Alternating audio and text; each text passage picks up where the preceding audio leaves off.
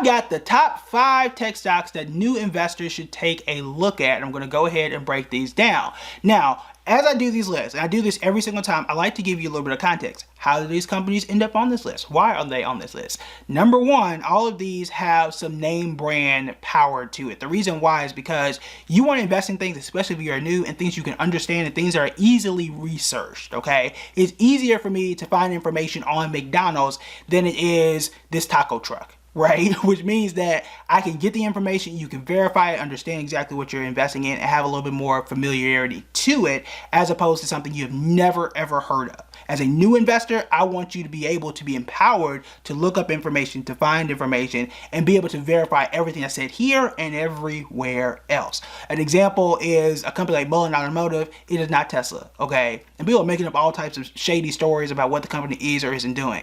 You're not going to do that to a McDonald's, right? You're not going to do that to a Walmart. You know exactly what Walmart is, what it does, and you likely understand their business more than some sketchy companies. All right, let's go ahead and jump into it. The first one here is Microsoft. You've probably heard of Microsoft before, which is one reason why it's on this list for new investors.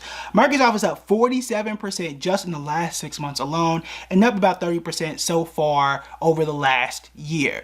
Microsoft does almost everything. Obviously, they make computers. Obviously, they're in the cloud software business.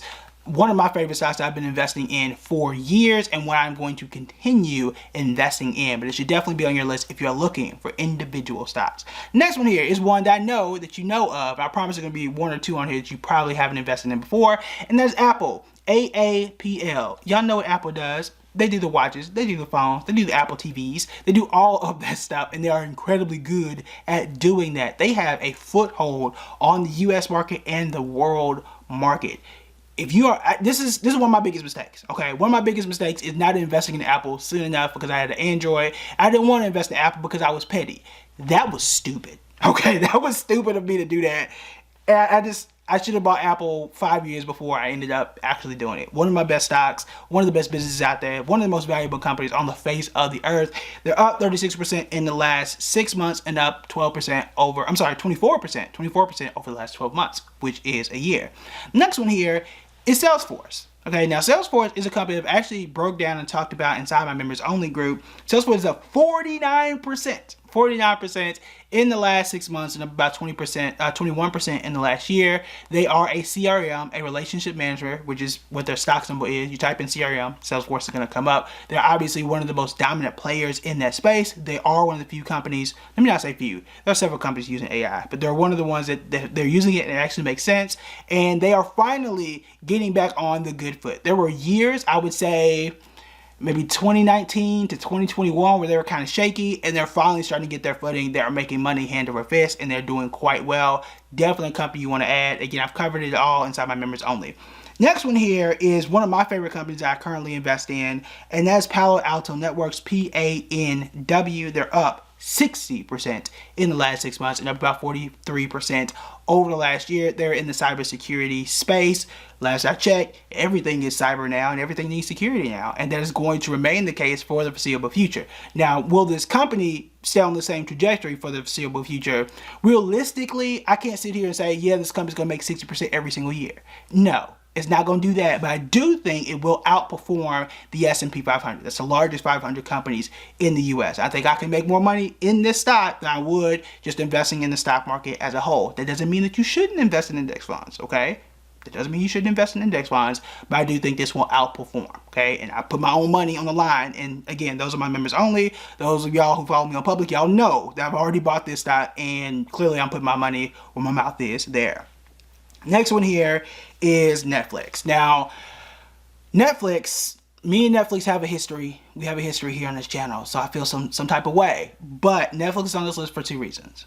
Number one, it is starting to perform, okay? It is up 18% in the last 6 months and up 92% in the last year. The real reason why Netflix is on here is, one, they have proven to be the only true player that is making money in the streaming space. Disney, Paramount, Warner Brothers, HBO Max, whatever it is it wants to call itself, Peacock, ain't none of them surviving financially. Netflix is, okay? Netflix has corrected the ship and they are moving in the right direction.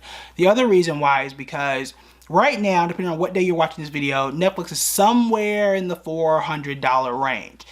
Buying Netflix at $400, which yes, compared to last year is 92% higher than what it was last year, okay?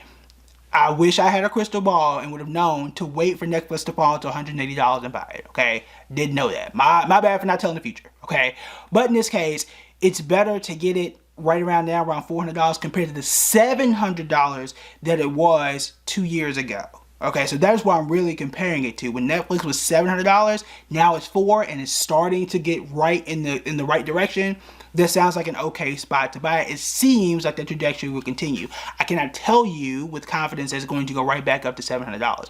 But I would rather invest in it now before it gets to $700 as opposed to buying it at $700 2 years ago.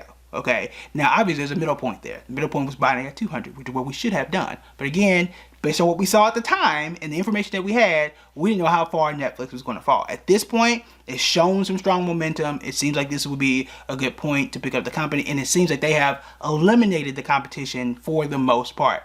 Yes, Disney Plus and Amazon and Apple and all these players are still there, but they have truly fallen off. Now, my only risk here, concern here with Netflix is we still have this writer and actor strike. I'm not an entertainment reporter, okay? I don't know when that's going to be solved. So that is a bit of a concern. Is Netflix better positioned to avoid that or mitigate those risks than Disney Plus, than Peacock and NBC and all these others? That one I'm not sure. So that is a risk. But since the strike has gone on, Netflix has been fine. So we've seen that they've been able to weather the storm so far, but I do think it is still quite early. So those are the top 5. And I want to just go back and reread them real quick. We've got Microsoft, we've got Apple, we've got Netflix, we got Palo Alto Systems, and we have Salesforce. But if you need a place to invest in these, you're like, well, hey, yeah, you told me the best stocks, but what are the best apps to use? Then you might want to check out this video right here.